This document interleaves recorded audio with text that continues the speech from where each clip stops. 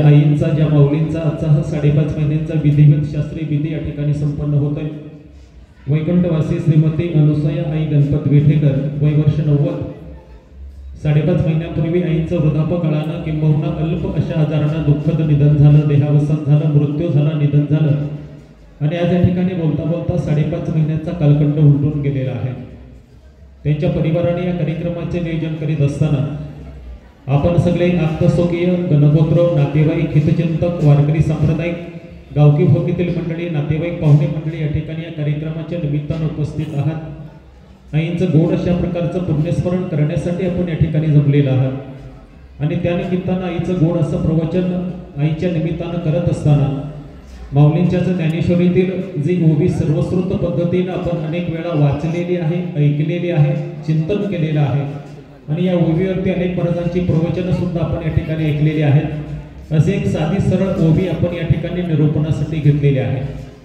प्रस्ताविकामध्ये सरांनी आईच्या संबंधानं सगळं भाष्य आपल्याला सांगितलेलं आहे की 90 वर्षांचं कृतार्थ आयुष्य जीवन जगत असताना अत्यंत प्रतिकूल परिस्थितीमध्ये आईनं संघर्ष केला। आपल्या पतीचं निधन अत्यंत दुःखद गोष्ट आईनं जीवनामध्ये पचवली। आपल्या छोट्या छोट्या मुलांच्या संगोपनाची जबाबदारी आईवर फार लवकर त्या ठिकाणी आली आणि हे सगळं करत असताना आपली मुलं हीच खऱ्या अर्थानं आपली संपत्ती आहे हे एक सुंदर वाक्य आईनं आपल्या अंतःकरणामध्ये कोरून ठेवलं आणि तो सुंदर धागा आईच्या संसाराचा अत्यंत महत्त्वाचा स्रोत ठरला आणि आज समाज व्यवस्थेमध्ये त्यांची मुलं असतील, मुली असतील, सुना असतील, नातवंड असतील, हा परिवार गावातील राजकारण, समाजकारण, अर्थकारण, धर्मकारण, शेती, सहकार, व्यापार या सगळ्या गोष्टींमध्ये हा परिवार पारंगत आहे। भविष्य काळामध्ये तो राहील याच्यामध्ये शंका नाही। जीवन जगत असताना एक सुंदर भूमिका धर्मशास्त्राने आपल्याला या ठिकाणी सांगितले। आपल्याला देव कळला पाहिजे, आपल्याला देश कळला पाहिजे, आपल्याला धर्म कळला पाहिजे, आपल्याला नीती कळाली पाहिजे, आपल्याला शास्त्र कळलं पाहिजे, आपल्याला आपला बाप कळाला पाहिजे, आपल्याला आपली आई कळाली पाहिजे, आपल्याला आपलं कुटुंब कळालं पाहिजे, जगावं कसं कळालं पाहिजे आणि वागावं कसं कळालं पाहिजे। या गोष्टी ज्या माणसाला संसारी आयुष्यामध्ये कळतात तो माणूस चांगला आहे असं समाज म्हणतो आणि या गोष्टी ज्या माणसाला कळत नाहीत त्या माणसाबद्दल लोक कदाचित वेड वाकडे बोलण्याची शक्यता असते। मग आपल्या संबंधानं लोकांनी जर चांगलं बोलावं असं वाटत असेल तर जीवन जगत असताना संतांच्या जन्मानं पुण्यपावन झालेल्या महाराष्ट्र भूमीमध्ये संतांनी जी आदर्श पाऊलवाट निर्माण केलेली आहे त्या पाऊलवाटेवरनं चालत असताना एक सुंदर जीवनाचा संकल्प प्रत्येक माणसाने जीवनामध्ये या ठिकाणी करणं गरजेचं आहे। मृत्यू लोकांमध्ये तुम्हाला देवानं जन्माला घातलं ना, मनुष्य योनीमध्ये जन्माला घातलं ना, मग चांगलं जगा, चांगलं वागा, हा एक मंत्र माणसानं आपल्या मनाला या ठिकाणी समजावून सांगावा आणि तशा पद्धतीचं सुंदर जगणं आईच्या वाट्याला त्या ठिकाणी आलं। जरी प्रारंभिक अवस्थेमध्ये अत्यंत प्रतिकूल परिस्थितीचा सामना करावा लागला असला तरी उत्तरार्धामध्ये आईनं आपल्या मुलाबाळांचा, नातवंडांचा आदर्श सुखाचा संसार पाहिला। भरल्या गोकुळासारख्या घरातून आईनं शेवटचा श्वास घेतला। पंचतत्वामध्ये आईचं शरीर त्या ठिकाणी विसावलं। भगवंतानं दिलेले आईचे श्वास त्या ठिकाणी संपले आणि 90 वर्षाचं कृतार्थ आयुष्य संपल्यानंतर आईचा मृत्यू जर या ठिकाणी झाला असेल तर म्हणण्यापुरती ही दुःखाची गोष्ट आहे, वाईट गोष्ट आहे।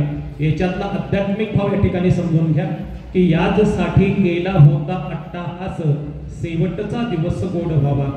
आईंचं जीवन या ठिकाणी समृद्ध झालं, सुखी झालं। याच्या पाठीमागं जर कारण मीमांसा कोणते असेल तर माझ्या स्वतःच्या जीवनामध्ये किती दुःख देवानं दिलेलं असलं तरी मला जगायचं कशासाठी आहे तर मला माझ्या मुलाबाळांसाठी, लेकी सुनांसाठी आणि नातवंडांचा आदर्श सुखी संसार मला उभा करायचा आहे। हे एक व्रत निरक्षर असलेल्या मातेनं आपल्या मनाला, अंतःकरणाला समजावून सांगितलं आणि एक सुंदर भूमिका आपल्या घरामध्ये त्या ठिकाणी निर्माण करण्याचं काम या माऊलीने या ठिकाणी केलेलं आहे।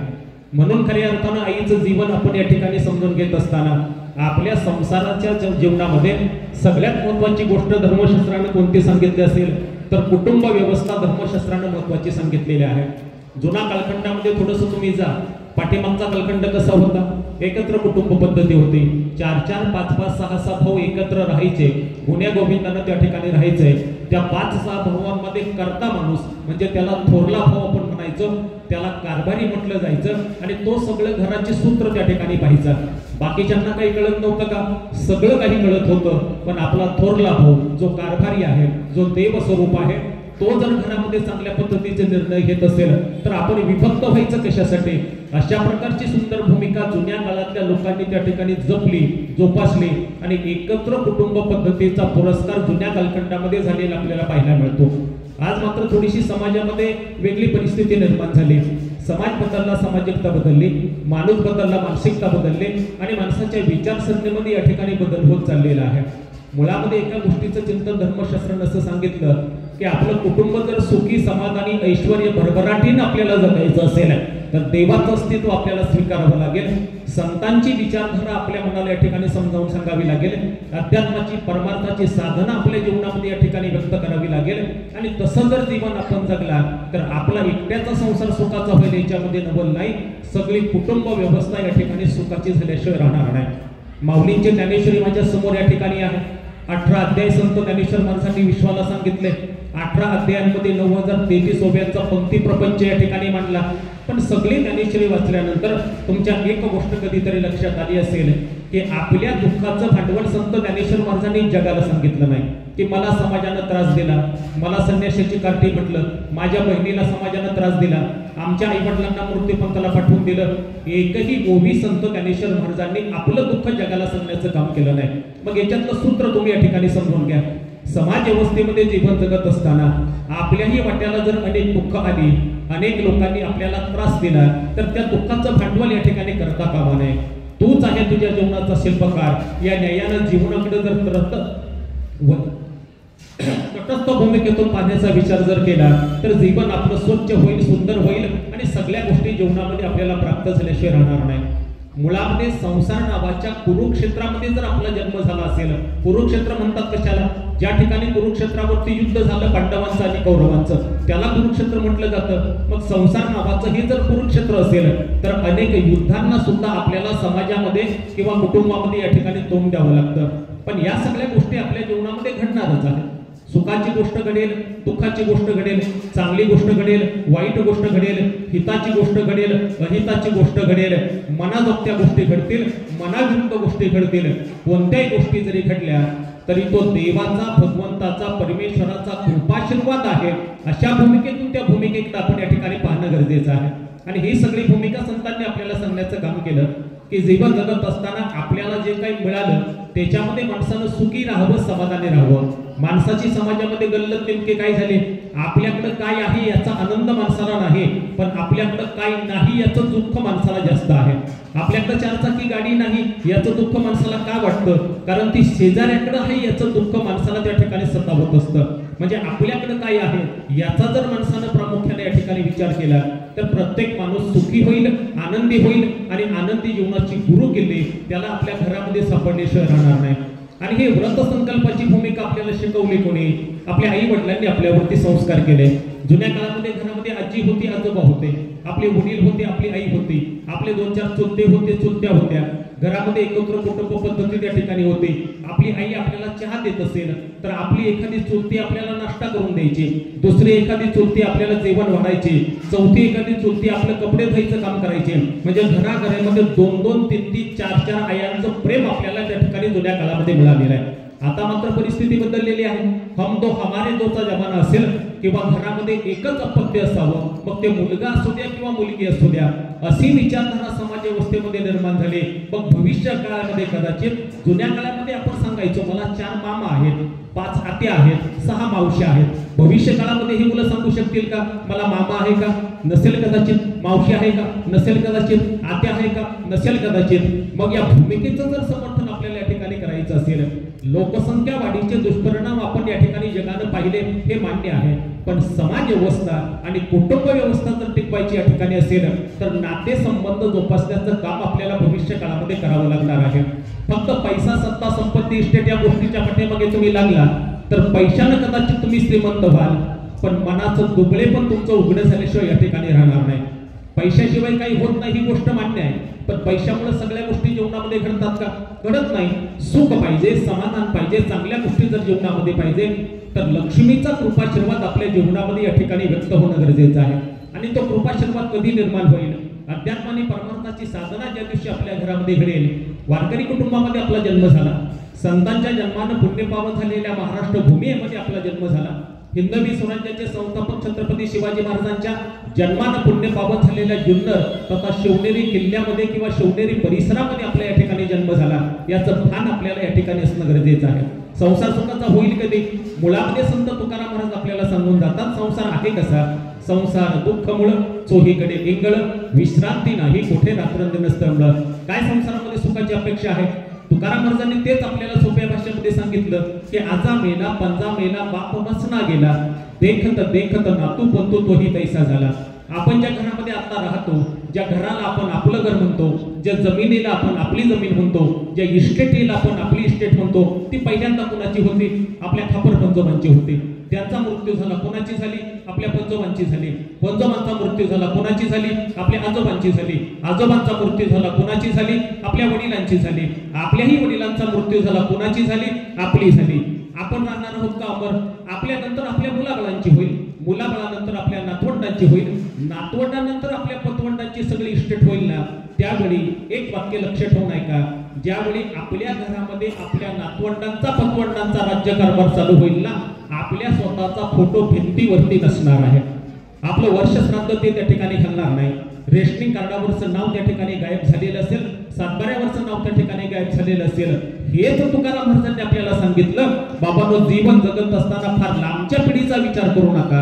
आज आपण माणूस या ठिकाणी आहोत ना, माणसानं माणसाशी माणसासारखं वागावं, या सुंदर अनुभूतीचा विचार जीवनामध्ये या ठिकाणी करणं गरजेचं आहे. बरं, पैसा फार प्राप्त झाला म्हणजे माणूस सुखी होतो का? सुखी होत नाही. तुकाराम महाराजांनी आपल्याला सांगितलं, तुका म्हणे ज्याची संपदा केवढी सांगा ते कवडी गेली नाही. रावणाचं उदाहरण तुकाराम महाराज या ठिकाणी देतात. काय रावणाकडे कमी होतं? चौदा. किती फार मोठा रावण व्यापक होता, तत्वज्ञ होता, पंडित होता, विद्वान होता, हुशार होता. 80,000 बायका होत्या, 1 लाख मुलं होती, 1.25 लाख नातू होते, सोन्या चांदीची 1 लाख नाही कोट्यावधी घर ज्या रावणाच्या मालकीचे होते. रावण शेवटी मेला म्हणतात. कुणी मारला? रामाने मारला. का मारला? एक वाईट गोष्ट फक्त रावणाच्या हातून त्या ठिकाणी घडले. 99% रावणाचं चरित्र आणि चारित्र्य जर आपण तपासून पाहिलं तर 99% रावण चांगला सांगितला जातो. एक गोष्ट फक्त जीवनामध्ये समाजाच्या दृष्टीने त्या ठिकाणी वाईट घडले, त्याच्यामध्ये रावणाचा त्या ठिकाणी मृत्यू झाला. आणि एक तत्वज्ञान संत परंपरेने आपल्याला या ठिकाणी सांगितलं, रावणाच्या छातीमध्ये वरवी बाण लागला, रावण त्या ठिकाणी धरातृती पडला. कोणीतरी त्या ठिकाणी आलं आणि एक सुंदर वाक्य रावणाला विचारलं, रावणा तुला मरताना नेमकं काय वाटतंय? आणि मरणी जया जे आठवे तो त्याची गती दे पावे, म्हणून सदा स्मरावे मातेचे तुवा. मरताना नेमकं तुला काय वाटतं? त्याचं सुंदर उत्तर म्हणतात रावणानं त्या ठिकाणी दिलं. आणि एका चाणक्य शासकानं 2 प्रश्न रावणाला विचारले. एक प्रश्न पहिला असा विचारला, रावणा एक प्रश्न विचारू का? युद्धामध्ये जय आणि पराजय प्रत्येकाचा कोणाचा होत असतो. एखाद्याचा जय होईल, एखाद्याचा पराभव त्या ठिकाणी होईल. पण राम आणि रावणाचं युद्ध होत असताना माझ्या दृष्टीने तो असा चाणक्य साधक म्हणतो की रावणा विजय तुझा व्हायला पाहिजे होता आणि रामाचा पराभव व्हायला पाहिजे होता. त्याचं कारण त्या चाणक्य साधकाने असं सांगितलं की 10 गोष्टीमध्ये प्रभू रामचंद्रापेक्षा तू मोठा आहे. रामापेक्षा तू वयाने मोठा, रामापेक्षा तू उंचीनं मोठा, रामापेक्षा तू ताकदीनं मोठा, रामापेक्षा तू वजनानं मोठा. रामाकडे एकच पतिव्रता सीता नावाची बायको आहे, तुझ्याकडे 80,000 बायका आहेत. राम, लक्ष्मण, भरत आणि शत्रुघ्न 4 भाऊ एकत्र एकाच राजवाड्यामध्ये राहतात. तुझ्याकडे मात्र सोन्या चांदीची कोट्यावधी घरं आहेत. देवाच्या बाबतीमध्ये, प्रार्थनेच्या बाबतीमध्ये सुद्धा तो प्रभू रामचंद्रापेक्षा मोठा आहे. मग समाजाचा न्याय सांगतो, बळी तो कानपिळे, मोठा मासा जसा लहान माशाला खातो तसं या ठिकाणी घडायला पाहिजे होतं. पराभव रामाचा व्हायला पाहिजे होता आणि विजय तुझा व्हायला पाहिजे होता. उलट या ठिकाणी कसं घडलं? उलट चक्र कसं घडलं? त्या ठिकाणी म्हणतात रावणानं अत्यंत महत्त्वाचे 2 वाक्य सांगितले. माझा पराभव होण्याचं कारण जर पहिलं कोणतं असेल तर एक गोष्ट या ठिकाणी लक्षात घ्या. असं रावण त्या चाणक्य शासकाला म्हणतो, माझा सुद्धा विजय झाला असता, पण विजय का झाला नाही तर मेरे पास विभीषण जैसा भाई था लेकिन वो नहीं रहा, वो राम की पार्टी में चला गया, इसकी वजह से राम की जीत हुई और मेरा पराभव हुआ. कशामुळे माझा पराभव झाला? माझ्या जवळ विभीषणासारखा चांगला भाऊ होता, पण आयुष्यामध्ये तो मला सांभाळता आला नाही. त्यानं पार्टी बदलली, तिकडल्या पार्टीचा तो मुख्य झाला आणि त्याच्यामुळे माझा पराभव झाला. गोष्ट पहिली. आणि रामाचा विजय काय झाला याचं सुंदर सूत्र रावणानं सांगितलं की राम के पास लखन जैसा भाई था, इसकी वजह से राम की जीत हुई और मेरा पराभव हुआ. दोन वेगवेगळी कारण आणि उत्तर त्या ठिकाणी रावणानं दिले. आपल्यालाही समाज व्यवस्थेमध्ये असतं त्या ठिकाणी जगावं लागणार आहे. जीवन जगत असताना संसारी जीवनामध्ये आपल्याला नेमकं काय मिळवायचं आहे याचं चिंतन प्रत्येक माणसानं करणं गरजेचं आहे. काय मिळवायचं आपल्याला? सुख मिळवायचं की समाधान मिळवायचं? सुखाची गोष्ट कोणती आहे? 50 लाखाचा बंगला बांधणं ही सुखाची गोष्ट आहे, पण बंगल्यामध्ये झोप न लागणं ही दुःखाची गोष्ट आहे. राष्ट्रसंत तुकडोजी महाराज सांगून जातात, राजास जी महाली सौख्य कधी मिळाली ती सर्व प्राप्त झाली या झोपडीत माझ्या. भूमीवरी पडावे ताऱ्यांकडे पहावे प्रभू नाम नित्य गावे या झोपडीत माझ्या. झोपडीमध्ये राष्ट्रसंत तुकडोजी महाराजांचा जन्म झाला. झोपडीमध्ये संत गाडगे बाबांचा जन्म झाला. झोपडीमध्ये दोन्ही संतांचा शेवट झाला. पण जगाचं तत्वज्ञान जगाला शिकवण्याचं काम या दोन संतांनी जर केलं असेल तर मग बंगल्यामध्ये सुख मिळतं का? याचं उत्तर नाही असं असेल. मग जीवन जगत असताना कोणत्या गोष्टींचं चिंतन धर्मशास्त्राने आपल्याला सांगितलं असेल? आध्यात्मिक परिभाषा या ठिकाणी समजून घ्या. क्षणोक्षणी हाचे करावा विचार तरावया पार भो सिंधू नाशिवंत देह जाणार सकळ आयुष्य खातो काळ सावधान. आपलं आयुष्य हे काळाचं खाद्य आहे. एक ना एक दिवस आपल्याला मरणाच्या पंथाला या ठिकाणी निघून जायचं असेल तर जीवन जगत असताना स्वच्छ जीवन जगा, सुंदर जीवन जगा, सत्यवादी जीवन जगा, प्रामाणिक जीवन जगा, विश्वासार्हतेचं जीवन जगा आणि लोकांच्या अंतःकरणामध्ये आपलं सुंदर नाव राहील अशा पद्धतीचा विचार करून जर जीवन तुम्ही जगला तर तुम्ही कदाचित देव होऊ शकणार नाही, तुम्ही संत होऊ शकणार नाही, पण समाजातली काही माणसं तुमच्याकडे पाहतील आणि हा आमच्या गावातील देव माणूस आहे असं विशेषण तुमच्या नावाला लावल्याशिवाय राहणार नाही. अशा पद्धतीचं जगणं आपल्या प्रत्येकाच्या वाट्याला यावं असं प्रत्येकाच्या आई वडिलांना या ठिकाणी वाटत असतं. कोणत्या आई वडिलांना वाटतं आपली मुलं वाईट निघावी, व्यसनी निघावी, जुगारी निघावी, त्यांचं समाजामध्ये वेगळ्या पद्धतीने नाव यावं. कोणत्याच आई वडिलांची इच्छा अपेक्षा नसते की आपल्या मुलाबाळांचा संसार या ठिकाणी चांगला झाला पाहिजे. म्हणून धर्मशास्त्रांना देवांची भूमिका व्यक्त करत असताना, महर्षी व्यासांनी वेदव्यासाची भूमिका सांगत असताना विश्वातला पहिला देव जर कोणता सांगितला असेल ना तर तो आपल्या आईला 1 नंबरचा दर्जा दिलेला आहे. 33 कोटी देवांचा अधिष्ठान तुम्ही थोडा वेळ बाजूला ठेवा, तुमच्या अंतःकरणातला देवही थोडा वेळ बाजूला ठेवा. विश्वातला पहिला देव धर्मशास्त्रानं जर कोणता सांगितला असेल तर आपली आई हे प्रताप दैवत या ठिकाणी आहे. मातृदेवो भव 1 नंबरचं दैवत आहे. पितृदेवो भव 2 नंबरचं दैवत आहे. अतिथी देवो भव 3 नंबरचं दैवत आहे आणि आचार्य देवो भव 4 नंबरचं दैवत आहे. म्हणून असं म्हणण्याची प्रथा आहे की आईसारखं दुसरं दैवत नाही. बाकीची काही दैवत कदाचित आपल्याकडे काही मागतील, विठ्ठलाला तुळशी, गणपतीला दुर्वा आणि शंकराच्या पिंडीवरती बेल वाहू हिरवा, हे दिल्यानंतर कदाचित ती दैवत प्रसन्न होतील. पण आईला तुम्ही काहीही देऊ नका. त्याच्या उलट मी सांगेल, आईला तुम्ही कितीही त्रास द्या, आपली आई आपल्या मुलाबाळांना कधी शाप देणार नाही आणि कधी वाईट बोलणार नाही. म्हणजे जगाच्या बाजारामध्ये सगळ्यात महत्वाचं दैवत जर कोणतं असेल, निस्वार्थपणाचं, निर्व्याजेपणाचं प्रेम व्यक्त करणारं दैवत जर कोणतं असेल तर आईसारखं दुसरं दैवत या ठिकाणी नाही. आणि ज्यावेळी आपली आई घरातून निघून जाते, ती 80 वर्षाची असू द्या, 90 वर्षाची असू द्या, 100 वर्षाची असू द्या, अंतःकरणामध्ये खोकले निर्माण होते आणि आपल्याला वाटतं जोपर्यंत आई घरामध्ये होती ना, जोपर्यंत आई घरामध्ये होती, आईचा दबदबा होता, गोकुळासारखं भरलेलं घर होतं. आणि ज्यावेळी आई घरातून निघून जाते, सगळ्या गोष्टी सुखाच्या असतील पण आईचा प्रेमळ स्पर्श आपल्याला त्या ठिकाणी अनुभवता येत नाही. जीवन जगत असताना सगळ्या गोष्टीचं चिंतन संत ज्ञानेश्वर महाराज सांगून जातात की बाबांनो सकळ तीर्थांची अधुरे जे एका माता पितरे तयासे वेशी कीर शरणे लोणकीजे. सांगितलं कुणी? संत ज्ञानेश्वर महाराजांनी सांगितलं. काय सांगितलं? तीर्थक्षेत्र कोणतं समजायचं हे सांगितलं. दुसरी कोणती भूमिका सांगितली? आई वडिलांची सेवा कर असं सांगितलं. का सांगावं वाटलं संत ज्ञानेश्वर महाराजांना? मुळामध्ये थोडंसं वेगळं विधान मी तुम्हाला या ठिकाणी सांगून जाईल. ज्या संत ज्ञानेश्वर महाराजांनी स्वतः आपल्या आई वडिलांची सेवा केली नाही किंवा सेवा करण्याचं प्रारब्ध देवानं किंवा दैवानं त्यांच्या नशिबामध्ये शिल्लकच ठेवलं नाही, तरी पण संत ज्ञानेश्वर महाराजांना हा विचार लोकांना सांगावा का वाटला? कारण संत ज्ञानेश्वर महाराजांना माहित होतं समाज भविष्य काळामध्ये बदलणार आहे, वेगळ्या वाटेवरती समाज जाणार आहे, कदाचित आई वडिलांचा विसर समाजामध्ये त्या ठिकाणी पडेल. हे सूत्र संत ज्ञानेश्वर महाराजांच्या अंतःकरणामध्ये निर्माण झालं. आणि लोकांना उपदेशाची सुंदर भूमिका सांगायची असेल तर पहिल्यांदा आपल्या आई वडिलांची सेवा करा, हा वस्तुपाठ संत ज्ञानेश्वर महाराजांनी लोकांना सांगण्याचं काम या ठिकाणी केलेलं आहे. मग माऊलींच्या ज्ञानेश्वरीने आपल्याला तेच एक ठिकाणी शिकवलं. तुकोबांची गाथा आपल्याला तेच मार्गदर्शन करते की लेकुराचे हित वाहे माऊलीचे चित्त ऐसी कळवळ्याची जाती करी लाभाविने प्रते. कुठल्या प्रकारचा लाभ नाही, स्वार्थ नाही, अपेक्षा नाही, असं पात्र आपल्या जीवनामध्ये आईचं त्या ठिकाणी आहे. आता या 90 वर्षाचं आईचं जीवन या ठिकाणी जगले. मगाशी प्रस्ताविकामध्ये दादांनी सांगितलं रामदास शेठ 10 वर्षाचे असतील आणि त्यांचे बंधू सुरेश शेठ 2-4 वर्षाचे असतील. अशा कालखंडामध्ये पतीचं त्यांचं निधन झालेलं आहे. म्हणजे रामदास शेठ आणि सुरेश शेठच्या वडिलांचं निधन झालेलं आहे. 10 वर्षाचं वय, 4 वर्षाचं वय. या काळामध्ये आई कशाला म्हणावं, बाप कशाला म्हणावं, देव कशाला म्हणावं, धर्म कशाला म्हणावं आणि न्याय अन्याय कशाला म्हणावं हे न कळल्या पलीकडचे या लहान मुलांचं वय होतं. आणि त्या वयामध्ये पित्याचं पिता छत्र त्या ठिकाणी हरपलं. मग ही आई कुटुंबाची आई पण झाली आणि कुटुंबाची बाप पण त्या ठिकाणी झाले. मुलाबाळावरती उत्तम संस्कार त्या ठिकाणी केले, मुलाबाळांना शिक्षित त्या ठिकाणी केलं. शेतीला धर्म मानलं, शेतीला कर्म मानलं, शेतीला संस्कृती मानलं, शेतीला वैभव मानलं. आणि काळ्या आईची सेवा करत असताना आईनं सुंदर असा जीवनाचा प्रपंच केलेला आपण या ठिकाणी पाहिलेला आहे. काय झालं आईच्या आयुष्यामध्ये एका वाक्यामध्ये जर सांगायचं या ठिकाणी असेल तर या झोपडीत माझ्या राहुनी माय गेली. वाक्य नीट ऐका. या झोपडीत माझ्या राहुनी माय गेली, काळीच पाखरांना देऊनी माय गेली, पोटात भूक आमुच्या कळले तिच्या मनाला, ती राहिली उपाशी चारून लेकराला. आईनं सकाळी उठावं, मुलाबाळांच्या नाश्त्याची, चहापाण्याची, आंघोळीची, शाळेची व्यवस्था करावी, मुलांचे डबे त्या ठिकाणी भरून द्यावे, आपल्या वाटेची एक भाकरी टोपल्यामध्ये शिल्लक असावी. मुलं शाळेमध्ये सावलीला बसायला 10 वाजता जातात, 5 वाजता शाळा सुटते.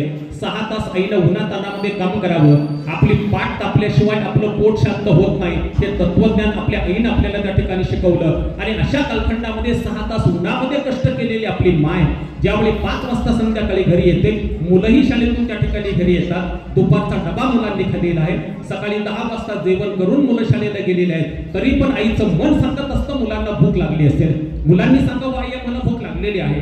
आईच्या वाटेची सकाळची एक भाकरी टोपल्यामध्ये शिल्लक आहे. उपाशी पोटी आईने शेतामध्ये 6 तास काबाड कष्ट केले, पण आईला याचं दुःख नाही, आईला या गोष्टीची चिंता नाही. मुलांना लगेच जेवायला त्या ठिकाणी बसवावं, त्यांच्यासमोर ताटं वाढावी, आपल्या वाटेची सकाळची एक भाकर शिल्लक हातावरती घ्यावी, एका भाकरीचे चतकोराचे 4 तुकडे करावे, 4 लेकरांच्या ताटामध्ये टाकावे आणि भूक लागलेल्या मुलांचं भरलेलं पोट पाहून ज्या आईच्या डोळ्यामध्ये वात्सल्याचा महापूर येतो ना, याला म्हणायचं आईचं प्रेम, याला म्हणायचं आईचा कृपाशीर्वाद आणि याला म्हणायचं आईचं देवत्व.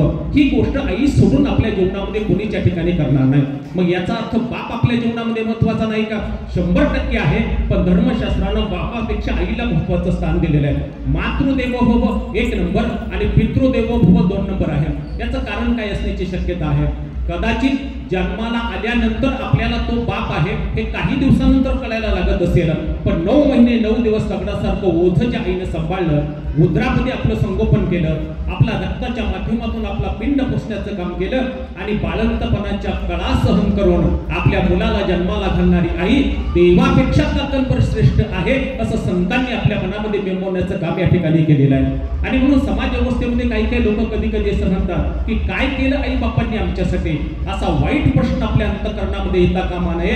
काय केलं आई बापांनी आमच्यासाठी असा प्रश्न येऊ देऊ नका. काय केलं नाही आई बापांनी आमच्यासाठी असा प्रश्न ज्या दिवशी तुमच्या अंतःकरणामध्ये येईल त्या दिवशी तुम्हाला तुमची आई कळाली आणि त्या दिवशी तुम्हाला तुमचा बाप कळाला. सगळ्यात महत्वाची गोष्ट जीवनामध्ये कळा. राजकारण कळालं नाही चालेल, समाजकारण कळालं नाही चालेल, धर्मकारण कळालं नाही तरी चालेल, पण आपल्याला आपली आई कळाली पाहिजे आणि आपल्याला आपला बाप कळाला पाहिजे. आणि या 2 गोष्टी ज्यावेळी आपल्याला समाजामध्ये कळतील त्यावेळी आपल्या कुटुंबामध्ये सगळ्या सुखाच्या गोष्टी या ठिकाणी घडल्याशिवाय राहणार नाही. आणि ती आई ज्यावेळी घरातून निघून जाते, 90 वर्षाचं आईचं आयुष्य आहे. फ्लेक्सवरती पहा, अत्यंत सुंदर हसरा चेहरा आईचा त्या ठिकाणी आहे. डोक्यावरती पदर आहे, कपाळी पांडुरंगाचा बुक्का त्याने प्रश्न लावलेला आहे आणि स्वच्छ सुंदर सात्विक जीवनाचा आदर्श वस्तुपाठ आईच्या चेहऱ्याकडे पाहिल्यानंतर आपल्या या ठिकाणी लक्षात आल्याशिवाय राहत नाही. मग हे सगळं जर आईने आपल्या जीवनामध्ये या ठिकाणी केलं असेल तर आईचे किती उपकार या ठिकाणी आहेत आणि काय केलं म्हणजे आईचे उपकार आपण फेडू शकतो. कोणतीही गोष्ट तुम्ही करा, आई वडिलांचे उपकार आपण कदापि फेडू शकत नाही. मित्राचे उपकार आपण फेडू शकतो. मित्रानं आपल्या मुलीच्या लग्नामध्ये 50,000 रुपये उसने दिले, त्याच्या मुलीच्या लग्नामध्ये आपण 1 लाख रुपये उसने दिले, मित्राच्या उपकाराची परतफेड झाली. ज्या प्राथमिक शाळेमध्ये आपलं शिक्षण झालं, आपण नोकरी धंद्याला लागलो, शाळेसाठी आपण 1 लाख रुपयाचा निधी दिला, शाळेचे उपकार कदाचित आपण फेडू शकतो, पण आई वडिलांचे उपकार आपण कदापि फेडू शकत नाही. याची जाणीव प्रत्येक माणसाला या ठिकाणी असणं गरजेचं आहे. आणि ती आई आपल्या घरातून निघून गेल्यानंतर प्रचंड यातना होतात, प्रचंड कष्ट होतात. काय असते आपली आई आपल्या घरामध्ये? आपली आई आपल्या घराचा श्वास असते, आपली आई आपल्या घराचा विश्वास असते, आपली आई आपल्या घराचं प्रेम असते, आपली आई आपल्या घराचं पावित्र्य असते, आपली आई आपल्या घराची श्रद्धा असते, आपली आई आपल्या घराची भावना असते, आपली आई आपल्या घराचं मांगल्य असते, आपली आई आपल्या घरातलं देवघर असते, आपली आई आपल्या देवघरातला देव असते, तळपणारा सूर्य असते आपली आई, लकाकणारा तारा असते आपली आई, निर्जर वाहणारा पाण्याचा झरा असते आपली आई, 33 कोटी देवांचं अधिष्ठान असते आपली आई. तराजूच्या एका परड्यामध्ये विश्वभरातले 33 कोटी देव तुम्ही ठेवा आणि दुसऱ्या परड्यामध्ये आपल्या आईचे पाय म्हणजे चरण फक्त ठेवा. आपल्या आईच्या चरणाचं पाडगं जड झाल्याशिवाय राहणार नाही.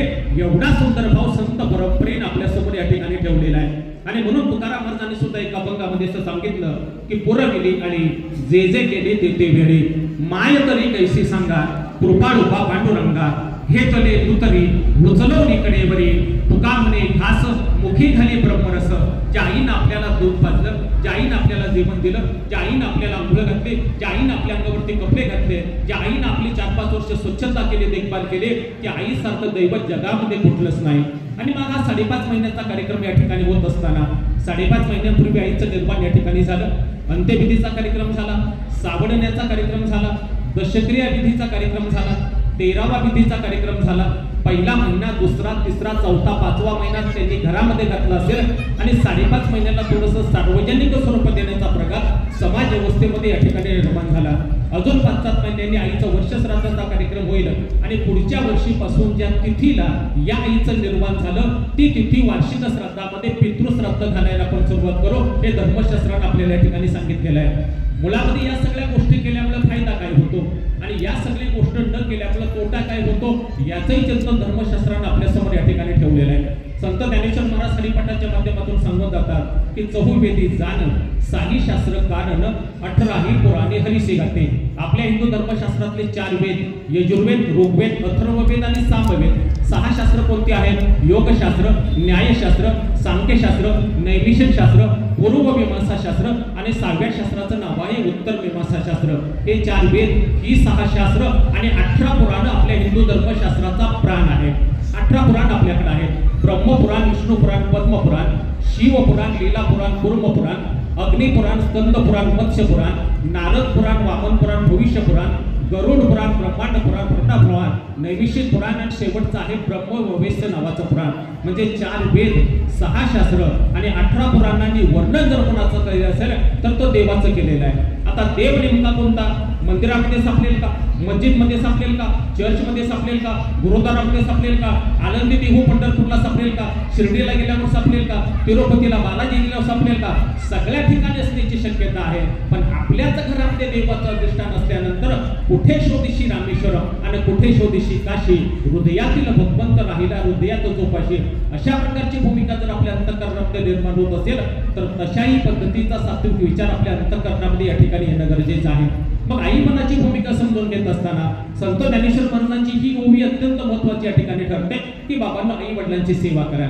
आपण सगळेजण आई वडिलांची सेवा करतो. कोण मुद्दामून आई वडिलांना या ठिकाणी त्रास देतो? कोणीच त्रास देत नाही असं आपण या ठिकाणी थोडं समजू. पण फक्त पुंडलिकानं आई वडिलांची जशी सेवा केली तशी सेवा आपण करू शकतो का? त्याचं उत्तर कदाचित नाही असं असेल. श्रावण बाळानं जशी आई वडिलांची सेवा केली तशी सेवा आपण करू शकतो का? त्याचंही उत्तर कदाचित नाही असं असेल. प्रभू रामचंद्राने आई वडिलांची सेवा जशी केली तशी सेवा आपण करू शकतो का? आता प्रभू रामचंद्राने आई वडिलांची सेवा काय केली? वडिलांचं नाव दशरथ राजा, आईचं नाव कौशल्या. पण संपूर्ण रामायण तुम्ही वाचून पहा, कधीही प्रभू रामचंद्रांच्या तोंडातून असं एक वाक्य रामायण करताना आपल्याला सांगितलं नाही की माझ्या कैकेयी आईमुळे मला 14 वर्षाच्या वनवासाला जावं लागलं. जशी कौशल्या माझी आई आहे तशी सुमित्रा माझी आई आहे आणि तशी कैकेयी माता सुद्धा माझी आईच आहे. त्या आईनं मला वनवासाला पाठवलं म्हणून मला जग दुनिया कळाली. बापाचं प्रेम मला कळालं, भावाचं प्रेम मला कळालं, बायकोचं प्रेम मला कळालं आणि समाजाचं प्रेम सुद्धा मला कळालं. कैकेयी मातेने जर मला वनवासाला पाठवलं नसतं तर या गोष्टी मला जीवनामध्ये कधीच कळाल्या नसत्या. कोण म्हणतं? प्रभू रामचंद्र म्हणतात ज्या कैकेयी नावाच्या सावत्र मातेला आपण म्हणायला म्हणतो सावत्र माता होते, तिनं प्रभू रामचंद्रांना वनवासाला पाठवलं असेल. पण या सगळ्या गोष्टी प्रभू रामचंद्रांना जीवनामध्ये प्राप्त झाल्या. हे तत्व आपण जीवनामध्ये या ठिकाणी समजून घेणं गरजेचं आहे. मग प्रत्येकाच्या जीवनामध्ये जर आई वडिलांचं महत्त्वाचं स्थान या ठिकाणी असेल आणि तीच विचारधारा संत ज्ञानेश्वर महाराजांनी जर सांगितलं असेल तर 750 वर्षाचा कालखंड उलटून गेल्यानंतर आळंदीमध्ये गेल्यानंतर या संत ज्ञानेश्वर महाराजांच्या संजीवन समाधीचं दर्शन आपण घेतो, नतमस्तक त्या ठिकाणी होतो. या संत ज्ञानेश्वर महाराजांचा संसार सुखाचा झाला का? नाही झाला. जे संत तुकाराम महाराज सदैव वैकुंठ गमनाला गेले त्यांचा संसार सुखाचा झाला का? नाही झाला. ज्या छत्रपती शिवाजी महाराजांनी हिंदवी स्वराज्याचं स्वप्न साकार केलं त्यांचा संसार सुखाचा झाला का? नाही झाला. ज्या महात्मा गांधींनी, लोकमान्य टिळकांनी, सावरकरांनी देश स्वतंत्र करण्यासाठी परिश्रम केले, बलिदान केले त्यांचा संसार सुखाचा झाला का? नाही सुखाचा झाला. स्वतंत्र भारताच्या पहिल्या महिला पंतप्रधान स्वर्गीय इंदिरा गांधी त्यांचा संसार सुखाचा झाला का? नाही सुखाचा झाला. मग आजही या माणसाची नावं जर समाज व्यवस्थेमध्ये आदराने प्रेमाने घेतली असतील तर याचं सूत्र फक्त लक्षात घ्या. जीवन जगण्यासाठी आपल्या स्वतःच्या कुटुंबाचा विचार करू नका, जगाच्या कल्याणा संतांच्या होते. जगाचं कल्याण करण्यासाठी जसं संतांचा जन्म झाला तसं देवानं आपल्याला सुद्धा काहीतरी चांगलं करण्यासाठी जन्माला घातलेला आहे. ही चांगलेपणाची भूमिका आपल्या अंतःकरणाला समजावून घेणं गरजेचं आहे. मग हा 5.5 महिने कारणशास्त्र काय आहे? काही लोक किंवा महाराज सुद्धा अशी म्हणतात की 5.5 महिन्याचा विधी शास्त्रामध्ये सांगितलेला नाही. त्यांना माहित असेल, मला त्याच्याबद्दल काही विचारू नका. पण आई वडिलांच्या संबंधानं प्रत्येक महिन्याला प्रवचन ठेवलं, कार्यक्रम केलं तर वाईट काही होणार आहे का? वाईट काहीच होणार नाही. शास्त्र काही सांगू द्यावं.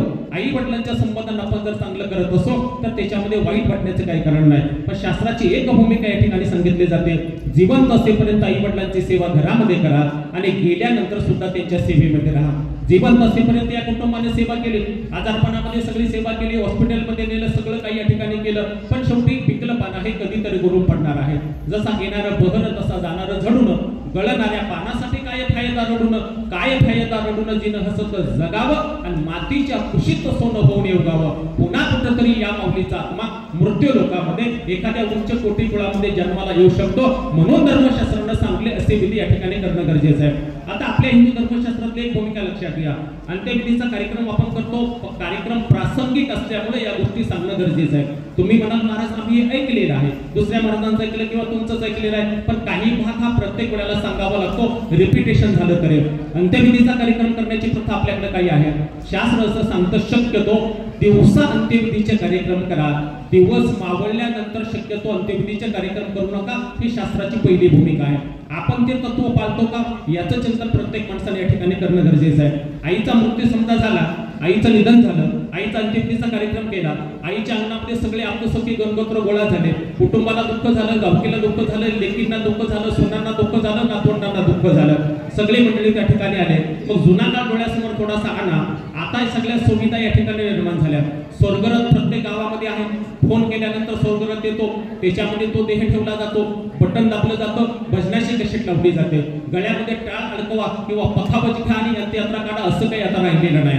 जुन्या काळामध्ये तसं नव्हतं. तेरडी बांधली जायची, गावकी भावकी सगळे एकत्र यायचे, सगळे सोपस्कार निर्माण व्हायचे आणि शोकातून अंतःकरणामध्ये तो प्रेत यात्रेचा प्रसंग आपल्या डोळ्यासमोर यायचा. शास्त्र असं सांगतं आपल्या घरापासून आपल्या गावातील वैकुंठ भूमी 1 किलोमीटर लांब असू द्या किंवा 25 किलोमीटर लांब असू द्या, शक्यतो अंत्यविधीमध्ये आलेल्या प्रत्येक पाहुण्याने पायी प्रवास करावा असं धर्मशास्त्राचं तत्व आहे. पायी प्रवास करत असताना आपल्या पायातील चप्पल पादत्राणं कुठेतरी काढून ठेवावे, अनवाणी पायाने प्रवास करावा. त्याच्यामुळे होतं काय, एक एक पाऊल आपण टाकत जातो त्याचं पुण्य गेलेल्या व्यक्तीच्या आपल्याला प्राप्त होतं असं धर्मशास्त्राने सांगितलेलं आहे. ही गोष्ट झाली पहिले. आणि खांदेकरी किती असतात आपल्याकडं? 4 खांदेकरी असतात. काही लोक म्हणतात आम्ही खूप सुधारलो, पैसेवाले झालो, आम्हाला गावकीची गरज नाही, आम्हाला भावकीची गरज नाही, आम्हाला गावाची गरज नाही. तुमच्या लग्नामध्ये गरज नसेल, तुमच्या वास्तुशांतीला गरज नसेल, तुमच्या मुलाच्या वाढदिवसाला गरज नसेल, तुमच्या सुखाच्या कोणत्याच गोष्टीला भावकीची गरज नसेल, पण शास्त्र असं सांगतं आपल्या घरामध्ये एखाद्या माणसाचा मृत्यू झाल्यानंतर 4 पैकी 1 खांदेकरी तरी भावकीचा असावा लागतो असं शास्त्राचं अलिखित वचन त्या ठिकाणी आहे. तुम्ही किती मोठे व्हा पण भावकीच्या खांद्यावरच आपला शेवटचा प्रवास होतो. हे तत्विक ब्रह्मचर्य निष्ठा आपण या ठिकाणी विसरू नका. मग तो प्रवास या ठिकाणी सुरू होतो. मग ते माठ त्या ठिकाणी घेतला जातो, अंगणामध्ये भडाग्नी नावाचा अग्नी पेटवला जातो आणि ज्येष्ठ पुत्राच्या हातामध्ये तो अग्नी त्या ठिकाणी देतो आणि अंत्ययात्रा त्या ठिकाणी चालू होते. 20व्या ठिकाणी आपण प्रेत खाली ठेवतो, खांदेकऱ्यांची फेरपालट त्या ठिकाणी करतो. वैकुंठ भूमीमध्ये गेल्यानंतर शास्त्र असं सांगतं की आपल्या आई वडिलांचा अंत्यविधी जर त्या ठिकाणी आपल्याला करायचा असेल तर 4 दिवसापूर्वी 8 दिवसापूर्वी 10 दिवसापूर्वी गावातल्या दुसऱ्या कोणाचा तरी अंत्यविधीचा कार्यक्रम तिथं झालेला असण्याची शक्यता आहे. मग पहिल्यांदा तुम्ही काय करा, ती सगळी स्मशानभूमी पाण्याने स्वच्छ धुवून घ्या. आईचा अंत्यविधीचा कार्यक्रम करायचा आहे ना, मग खाली म्हणतात हळदीचं स्वस्तिक काढायचं, आणि वडिलांचा अंत्यविधीचा जर कार्यक्रम असेल तर खाली कुंकुमाचं स्वस्तिक काढायचं, त्याच्यावरती सरण रचायचं, पण त्याच्यावरती देह त्या ठिकाणी ठेवायचा. सरण रचत असताना आपल्या ज्योतिषशास्त्रामध्ये 7 वनस्पती अत्यंत महत्त्वाच्या सांगितलेल्या आहेत. आंबा, वड, पिंपळ, रुई, बेल, चंदन आणि अंजन या 7 प्रकारच्या वनस्पती पवित्र सांगितल्या. त्याची लाकडं सरण रचताना वापरू नका. ती लाकडं कुठं वापरायचे? आपल्याकडं प्रथा आहे, सरण आपण त्या ठिकाणी रचतो, त्या व्यक्तीचा देह त्या ठिकाणी ठेवला जातो आणि पाणी पाजण्याचा विधी पहिल्यांदा आपण त्या ठिकाणी करतो. कशासाठी पाणी पाजायचं? माणूस तर मयत झालेला आहे, त्याला पाण्याची गरज आहे का? त्याला पाण्याची गरज नाही, पण धर्माची संहिता समाजाला शिकवण्यासाठी पाण्याची गरज आहे. आणि पाणी पाजण्याची पद्धत आपल्याला माहिती, थोडीशी अवघड प्रक्रिया आहे. गेलेल्या व्यक्तीचा मुलगा त्या ठिकाणी उभा असतो, त्याच्या गुडघ्यावरती पाण्याचा माठ ठेवलेला असतो, त्याच्यामध्ये आपल्याला हात घालावा लागतो, ओंजळीमध्ये पाणी घ्यावं लागतं आणि अंगठ्यानं पाणी पाजण्याचा प्रकार समाज व्यवस्थेमध्ये निर्माण झालेला आहे. अंगठ्यानं पाणी पाजण्याचा प्रथा काय आहे? अंगठा हे तात्विक भूमिका विचार करा. आपल्या प्रत्येकाच्या हाताला 5 बोटं आहेत आणि 5ही बोटांना वेगवेगळ्या प्रकारची नावं धर्मशास्त्रामध्ये आहेत. अंगठा तुम्हाला माहिती आहे, करंगळी तुम्हाला माहिती आहे, याला मध्यबोट माहिती आहे. या 2 बोटांची नावाची थोडीशी गल्लत होते. हे अनामिका नावाचं बोट आहे आणि हे तर्जनी नावाचं बोट आहे. 5ही बोटं वेगवेगळ्या ठिकाणी वापरली जातात. आज बऱ्याच ठिकाणी लग्न कार्य आहे, लग्नामध्ये गेल्यानंतर करंगळी शेजारच्या 2 बोटांनी कपाळाला गंध लावला जातो. लग्नामध्ये करंगळी शेजारच्या 2 बोटांनी कपाळाला गंध लावला जातो. आपल्या घरातल्या देवघरातल्या देवांची जर पूजा करायची असेल तर करंगळी शेजारच्या या बोटानं देवाच्या कपाळाला गंध लावा असा शास्त्राचा संकेत आहे. आणि देवाच्या कपाळाला वापरलेलं बोट शक्यतो आपल्या कपाळाला लावू नका, मग या मधल्या बोटानं आपल्या कपाळाला गंध लावा असं शास्त्रानं सांगितलेलं आहे. आता आजचा हा 5.5 महिन्याचा कार्यक्रम आहे. हा कार्यक्रम झाल्यानंतर या ठिकाणी महाप्रसाद आहे. सगळे पाहुणे मंडळी जेवायला बसल्यानंतर गंध कोणत्या बोटाने लावायचा? 5.5 महिन्याचं जेवण आहे, श्राद्धाचं जेवण आहे, म्हणजे अंगठ्या शेजारच्या या बोटानं पाहुण्यांच्या कपाळाला गंध लावा असा शास्त्राचा संकेत आहे. एखादा संन्यासी जर आपल्या घरी आला, कुणाला संन्यासी म्हणायचं? स्वामी विवेकानंद संन्यासी होते, असा उच्च प्रतीचा संन्यासी जर घरी आला तर त्याला गंध जर लावायचा असेल, त्याची पूजा करायची असेल तर करंगळी नावाच्या बोटानं त्याच्या कपाळाला गंध लावा असं शास्त्राने सांगितलेलं आहे. मग अंगठा हे निवृत्तीचं प्रतीक आहे. लहान मुलं शाळेमध्ये खेळ खेळत असताना 2 मुलांची समजा भांडणं झाले. एक मुलगा त्याला अंगठा दाखवतो, तुझं माझं जमणार नाही, तू माझ्याशी बोलू नको, तुझं माझं पटत नाही. अंगठा दाखवणे म्हणजे काय? त्याचं काम मला पसंत नाही, मी तुझं काम करणार नाही. अंगठा हे निवृत्तीचं प्रतीक आहे. आणि धर्मशास्त्रात त्याच्या पुढे जाऊन सांगतो, अंगठा आणि तळहाताचा एवढा जो या ठिकाणी भाग आहे तिथं आपल्या आई वडिलांचं स्थान धर्मशास्त्राने सांगितलेलं आहे. मातृपितृस्थान या ठिकाणी आहे. मग आपल्या आई वडिलांना निरोप देत असताना अंगठ्यानं पाणी पाजण्याची भूमिका धर्मशास्त्रानं त्या संबंधानं सोपवलेली आहे. गोष्ट पहिली, म्हणून त्या अंगठ्यानं पाणी पाजलं जातं. मग नंतर सावली त्या ठिकाणी धरली जाते. ज्येष्ठ पुत्राच्या खांद्यावरती पाण्यानं भरलेला माठ दिला जातो. हिंदू धर्मशास्त्रामध्ये 7 फेऱ्या माराचा संकेत आहे. आपल्याकडे सगळ्या महाराष्ट्रामध्ये 3 फेऱ्या मारल्या जातात. चुकीचं काही आहे असं मला सांगायचं नाही, पण त्या 7 फेऱ्या मारत असताना कशा फेऱ्या मारायच्या? शास्त्र असं सांगतं, गेलेल्या व्यक्तीचा जो मोठा मुलगा आहे, ज्याला आपण थोरला मुलगा म्हणतो, ज्याला कारभारी मुलगा म्हणतो, त्याच्या हस्ते सगळे विधी करा असा शास्त्राचा संकेत आहे. 2 नंबरचा मुलगा वाईट आहे का? वाईट नाही. 3 नंबरचा वाईट आहे का? वाईट कुणीच नाही, पण मोठ्या मुलाला धर्मशास्त्रानं धर्मपुत्र म्हटलेलं आहे. आणि 2 नंबर पासून नंतरची सगळी संतती ही काम्यपुत्र म्हणून त्या ठिकाणी सांगितलेले आहे. आणि मग ते उभं करावं लागतं, पूर्व दिशेला तोंड करून अशा मुठे वळवाव्या लागतात. आणि या ठिकाणी हातावरती 7 वाळलेल्या काठ्या ठेवायच्या असतात. मगाशी मी त्या 7 वनस्पती सांगितल्या. आणि 7 फेऱ्या मारत असताना प्रत्येक एक काठी त्या मुलानं त्या यज्ञकुंडामध्ये समर्पित करायची असते. आणि नंतर मग भडाग्नी नावाचा अग्नी त्या ठिकाणी पेटवला जातो. पाठीमागं न पाहता वडिलांचा अंत्यविधीचा जर कार्यक्रम असेल तर शक्यतो डोक्याच्या बाजूने प्रेताला भडाग्नी द्या. आणि आईचा अंत्यविधीचा कार्यक्रम असेल तर शक्यतो अजून पाठीमागे जाऊन पायाच्या बाजूने त्या ठिकाणी द्या असं शास्त्र त्या ठिकाणी सांगितलेलं आहे. हा अंत्यविधीचा कार्यक्रम त्या ठिकाणी झाला. आणि मग सगळी मंडळी आपण त्या ठिकाणी घरी येतो. सावडण्याचा विधी त्या ठिकाणी केला जातो. किती दिवशी? दुसऱ्या दिवशी करा, चौथ्या दिवशी करा. लोक म्हणतात 3रा दिवस आहे अशुभ आहे, शनिवार आहे अशुभ आहे, सोमवार आहे अशुभ आहे. आपल्या मनाच्या श्रद्धेच्या भव्य लोकांच्या बदललेल्या आहे, त्याच्यामध्ये काही शास्त्र एवढं पडण्याची गरज नाही. आता शास्त्रानं दशक्रिया विधी 10व्या दिवशी का सांगितलं? त्याचं नावच मुळामध्ये दशक्रिया विधी आहे. दश म्हणजे 10 आणि 10 दिवसानंतर जी क्रिया करायला सांगितली त्याला दशक्रिया विधी म्हटलं जातं. शास्त्र त्याच्या पुढे जाऊन सांगतं आपल्या प्रत्येकाच्या शरीरामध्ये पंच ज्ञानेंद्रिय आहेत आणि पंच कर्मेंद्रिय आहेत. त्या दोन्हीची बेरीज 10 होते म्हणून 10व्या दिवशी दशक्रिया घाला. किंवा आपल्या शरीरामध्ये 10 वायू काम करत असतात. प्राण, व्यान, अपान, उदान, समान, नभ, कुरम, त्रिकल, देवदत्त आणि 10व्या वायूचं नाव आहे धनंजय. हे 10 वायू तुमच्या शरीरामध्ये काम करत असतात. त्यातला एखादा वायू जरी कमी जास्त झाला तरी माणसाला त्रास होण्याची शक्यता असते. धनंजय नावाचा वायू जर आपल्या शरीरामध्ये कमी झाला तर आपल्याला हृदय विकाराचा झटका येण्याची शक्यता असते आणि क्रिकल नावाचा वायू जर आपल्या शरीरामध्ये कमी झाला तर आपल्याला मधुमेह किंवा पॅरालिसिसचा झटका येण्याची शक्यता असते.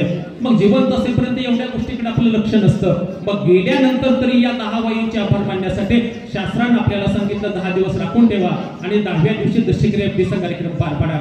मग तो दशक्रिया विधीचा कार्यक्रम पार पाडला जातो. पिंडदान विधी केले जातात. काकस्पर्श त्या ठिकाणी होतो. त्यानंतर 13वा विधी केला जातो. मग त्यानंतर घरामध्ये पहिला, दुसरा, तिसरा, चौथा, 5वा महिना आणि आजचा 5.5 महिना आहे.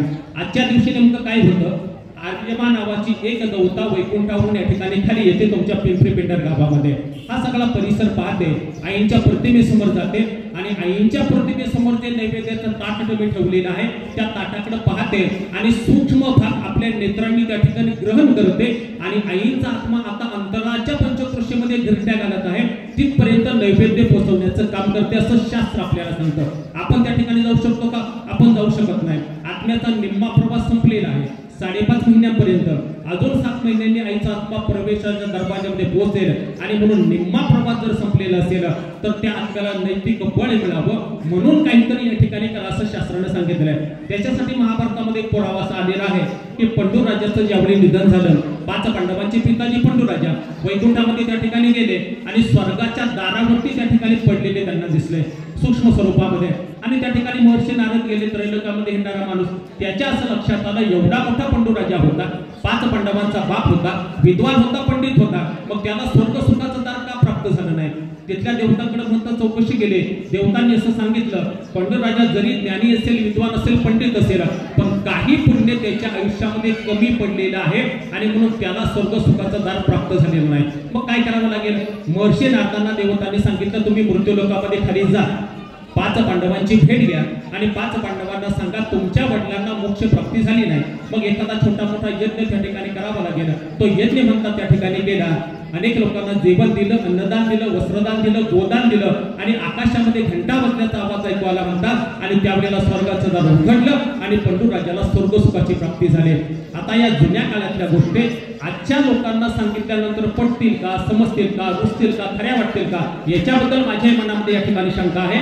पण जेथ वाढ वडील करती तया नाम धर्म ठेवते. आपल्या वडिलांनी त्यांच्या वडिलांचं श्राद्ध घातलं, त्यांच्या वडिलांनी त्यांच्या वडिलांचं श्राद्ध घातलं आणि म्हणून आपण सुद्धा श्राद्धाची भूमिका अंतःकरणामध्ये ठेवून या परिवारानं जर आईच्या श्राद्धाच्या निमित्तानं हा कार्यक्रम या ठिकाणी केला असेल तर निश्चितपणानं कुटुंबाला या ठिकाणी धन्यवाद देणं गरजेचं आहे. प्रत्येक माणसानं आई वडिलांचं जीवन चांगल्या पद्धतीने जगण्यासाठी काय करणं गरजेचं आहे त्या सगळ्या गोष्टींचं चिंतन भविष्य काळामध्ये केलं तर निश्चितपणानं आपलं सुखी संसार जीवन चांगलं व्हायला मदत होईल याच्यामध्ये शंका घेण्याचं या ठिकाणी कारण नाही.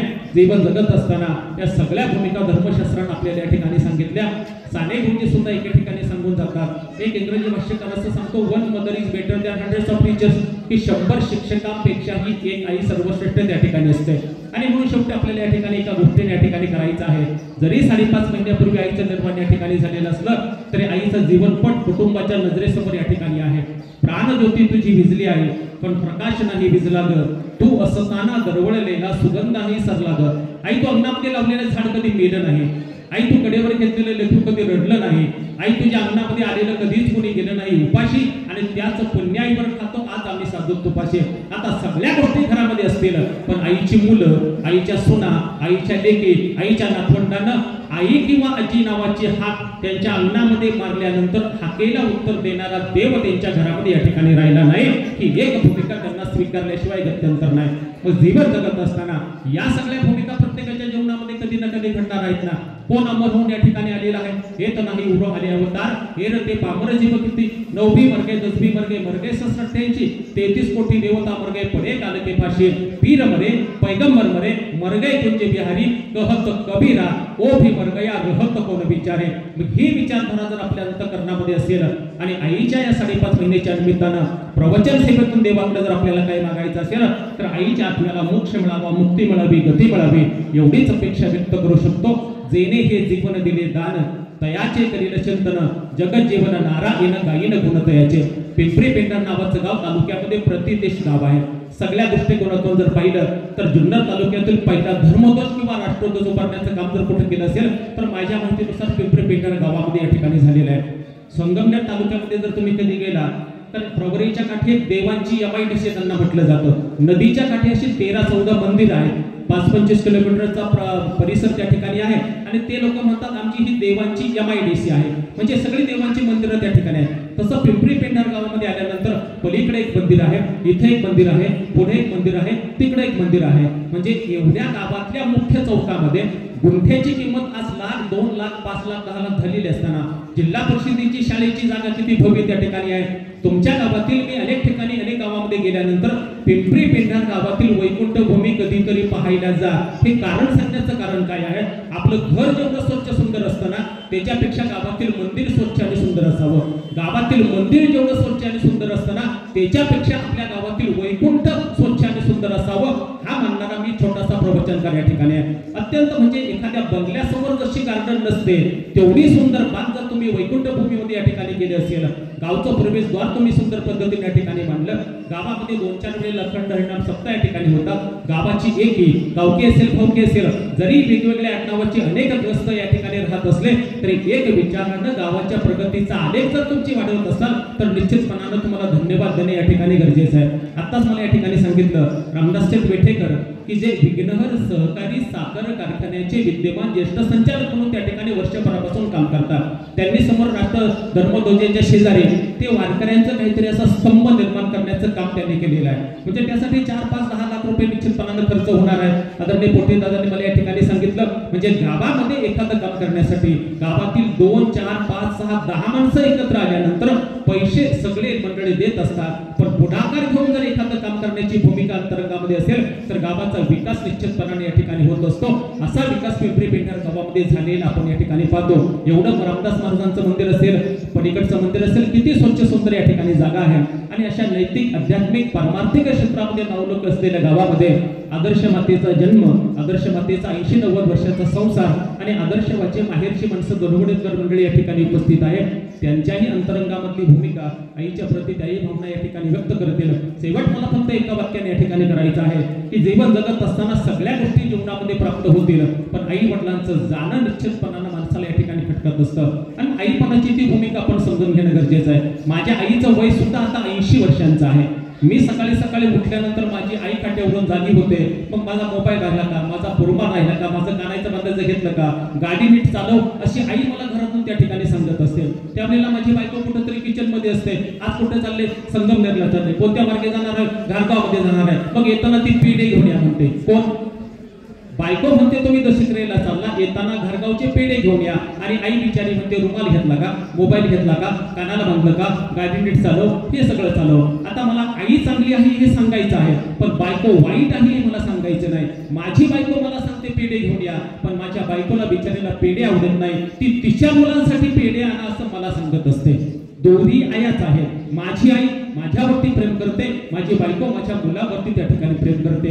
आई ही आई असते, ती गरिबाची असू द्या, श्रीमंताची असू द्या। नरेंद्र मोदी या देशाचे पंतप्रधान दुसऱ्यांदा झाले, 58 वर्षांच्या त्यांच्या माता मोदी, त्यांचं नाव काही विसरलं या ठिकाणी, गुजरातमध्ये त्यांच्या भावाकडे त्या ठिकाणी राहायच्या। मग वर्षभरातून ज्यावेळी कामामधून थोडासा वेळ मिळेल 2-4 वेळेला त्या ठिकाणी जायच्या। हिराबेन मोदी 58 वर्षाचं वय त्या ठिकाणी झालं होतं। ते असं म्हणतात हातामध्ये हात घ्यायचा, त्यांच्या कुशीमध्ये मी थोडा वेळ 1 तास बसायचो, त्याच्यामुळे मला ऊर्जा मनामध्ये निर्माण व्हायचे आणि देश सेवेसाठी मी त्या ठिकाणी पुन्हा सज्ज व्हायचो।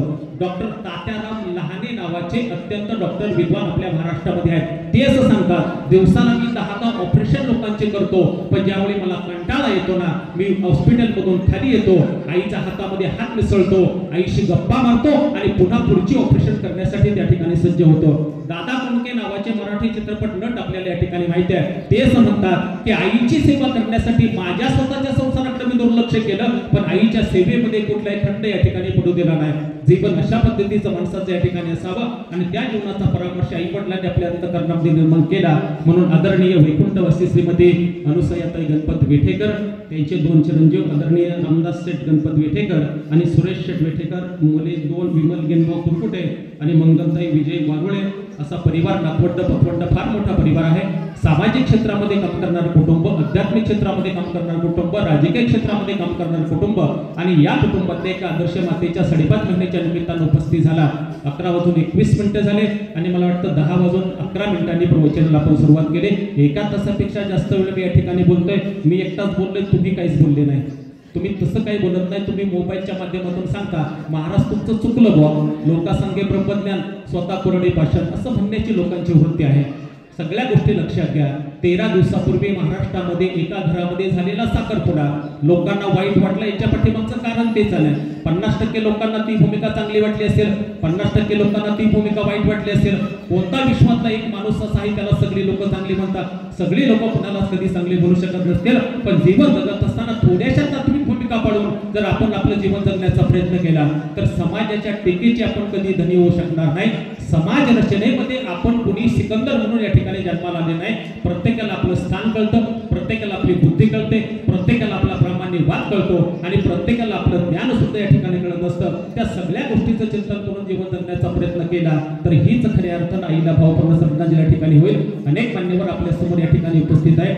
आदरणीय मंगेशना काकडे असतील, आदरणीय शेरकर साहेब पाठीमागे आहेत, शेतकरी संघटनेचं काम करणारे आमचे अंबादास दादा आहेत, जिल्हा परिषद सदस्य मोहित धमाले असतील, आमचे पिंपळवंडीचे वाघ साहेब आहेत, पंचायत समितीच्या माजी सभापती संगीताताई वाघ या ठिकाणी आहेत, पिंपरी पेंढारच्या सरपंच सुरेखाताई विटेकर असतील, समोर बसलेले सगळे आमचे अमोल शेठ वंडेकर आहेत. काय झाले, जिल्हा परिषद पंचायत समितीच्या निवडणुका जवळ आलेल्या आहेत आणि चांगली गोष्ट आहे. आपल्यातलीच काही मुलं, काही तरुण जर राजकारणामध्ये जात असतील तर त्यांना शुभेच्छा किंवा शुभाशीर्वाद देणं आपल्या सगळ्यांचं काम आहे. तुझं काम आहे का? तुझ्या त्याने होईल का? तू काय करू नको असं म्हणण्याची भूमिका नाही. तांडून पडताना संधी या ठिकाणी मिळावी. भविष्य काळामध्ये सगळ्यांच्या यशासाठी आपण देवाकडे या ठिकाणी प्रार्थना करू. अनेक मान्यवरांना आपल्या भावना या ठिकाणी व्यक्त करायची असल्यामुळं जास्त काही भाष्य न करता पुनश्च एकदा या धार्मिक व्यासपीठाच्या वतीनं आणि आपल्या सगळ्यांच्या वतीनं आईंना भावपूर्ण श्रद्धांजली या ठिकाणी व्यक्त करतो. आणि शेवटचं एक उदाहरण आठवलं म्हणून या ठिकाणी सांगतो. आठवलं म्हणून या ठिकाणी सांगण्याचं कारण असं की गौरी सामंत नाव तुम्ही ऐकलं असेल, मोबाईलमध्ये थोडंसं सर्च करा. कोण आहेत गौरी सामंत? ज्यांना आपण पुरुष म्हणतो, ज्यांना आपण स्त्री म्हणतो आणि समाजामध्ये तिसरा वर्ग आहे त्यांना आपण तृतीयपंथी म्हणतो. त्या तृतीयपंथी समाजातल्या गौरी सामंत मुंबईमध्ये राहतात. कुटुंबाची परिस्थिती खूप चांगली होती पण तृतीयपंथीचा विचार अंतःकरणामध्ये शिरला. त्या तृतीयपंथी म्हणून समाजाने त्यांच्याकडे पाहिलं आणि एक दिवस पुण्याच्या बुधवार पेठेमध्ये वेश्या व्यवसाय करणाऱ्या महिलांच्या संघटनेमध्ये जात असताना पहाटे 2:15 वाजता रस्त्याने जात असताना एका मुलीचा रडण्याचा आवाज त्यांच्या कानावरती आला. रस्त्यावरती मुलगी पडलेली होती, घरदार सगळे बंद होते आणि त्यांच्या मनामध्ये साशंकता निर्माण झाली. एवढं छोटंसं 2-3 वर्षाचं किंवा 2-3 महिन्याचं बाळ असेल, कुणी या ठिकाणी टाकलं असेल, उचलून घेतलं म्हणतात कडेवरती, आपल्या घरी त्या ठिकाणी गेलं, त्या मुलीचा सांभाळ या ठिकाणी केला आणि इंटरव्ह्यू मध्ये त्यांचं एक सुंदर वाक्य आहे, मी आई होऊ शकणार नाही, मी तृतीयपंथी आहे, मी आई होऊ शकणार नाही, पण त्या लेकराला सांभाळल्यानंतर मी खऱ्या अर्थानं त्या लेकराची आई या ठिकाणी झाले. आई होण्यासाठी नैसर्गिक रचना असावी लागते, स्त्रीच्या पोटामध्ये गर्भपिशवी असावी लागते तर ती आई होते. माझ्या पोटामध्ये गर्भपिशवी नाही पण दुसऱ्याचं सोडून दिलेलं लेकरू जर मी हातामध्ये उचलून घेत असेल आणि ते लेकरू उचलून घेतल्यानंतर माझ्या मनामध्ये आईपणाची भूमिका जर जागृत होत असेल तर याच्या इतकं सौभाग्य माझ्या जीवनामध्ये दुसरं कोणतंच नाही. असं तृतीयपंथी असलेल्या गौरी सामंतचे उद्गार अशासाठी महत्वाचे आहेत की 3 वर्षाच्या एका छोट्याशा मुलीवरती मालेगाव शहरामध्ये जो काल परवा अत्याचार झाला आणि त्याच्यामध्ये त्या निष्पाप मुलीचा बळी त्या ठिकाणी गेला. असे नराधम जर महाराष्ट्र भूमीमध्ये असतील तर भविष्य काळामध्ये आपल्या लेकी बाळींचं जगणं सुरक्षित आहे का याचं चिंतन प्रत्येक माणसाने या ठिकाणी करणं गरजेचं आहे. एका लेखकानं अत्यंत सुंदर चित्रण स्त्रीच्या संदर्भामध्ये या ठिकाणी केलं. आपण म्हणतो स्त्रिया आमदार झाल्या, खासदार झाल्या, मंत्री झाल्या, मुख्यमंत्री झाल्या, पंतप्रधान झाल्या, राष्ट्राध्यक्ष झाल्या, राष्ट्रपती झाल्या, पण स्त्रियांच्या जीवनामध्ये काही फरक पडला नाही. तो म्हणतो काय स्त्रियांच्या जीवनामध्ये फरक पडला? राम राजा हुआ तो क्या हुआ, वनवास चली जाएगी स्त्री. राम राजा झाला पण सीतेला वनवास चुकला का? वनवास चुकला नाही. राम राजा हुआ तो क्या हुआ, वनवास चली जाएगी स्त्री. और रावण राजा हुआ तो क्या हुआ, चोरी हो जाएगी स्त्री. पांडव राजा हुआ तो क्या हुआ, सुगार में हारती जाएगी स्त्री.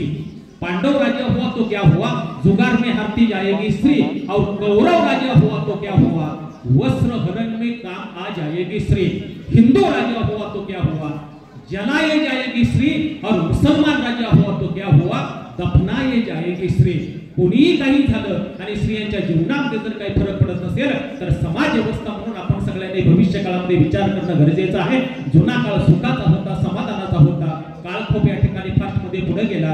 प्रत्येकाला पैसा, सत्ता, संघर्ष या सगळ्या गोष्टीतून पुढे जरी जायचं असलं तर निश्चितपणाने आपलं कुटुंब जपा, आई वडिलांची सेवा करा, बायकांना प्रेम करा, देवाचा, देशाचा, धर्माचा दृष्टांत आपल्या अंतःकरणात निर्माण करा। एवढाच छोटा संकल्प जर आईच्या या 5.5 महिन्याच्या निमित्ताने केला तर फार पुष्कळ होईल। शेवटपणा आदरणीय गंगा भगिनी अनुसाबाई गणपत विठेकर 90 वर्षाचं कृतार्थ जीवन जगलेल्या या माऊलेल्या या मातेला आदरणीय रामदास विठेकर, मागाशी मी सांगितलं विघ्न सहकारी साखर कारखान्याचे संचालक म्हणून या ठिकाणी काम करतात, त्यांनी प्रवचन सेवा करण्यासाठी मला या ठिकाणी सांगितलं। त्यांचे दुसरे चिरंजीव सुरेश दादा असतील, त्यांच्या 2 मुली असतील, त्यांना निश्चितपणाने या ठिकाणी दुःख झालं, त्या दुःखामध्ये सहभाग फार मोठ्या संख्येने आपण सगळे मंडळी या ठिकाणी उपस्थित झाला।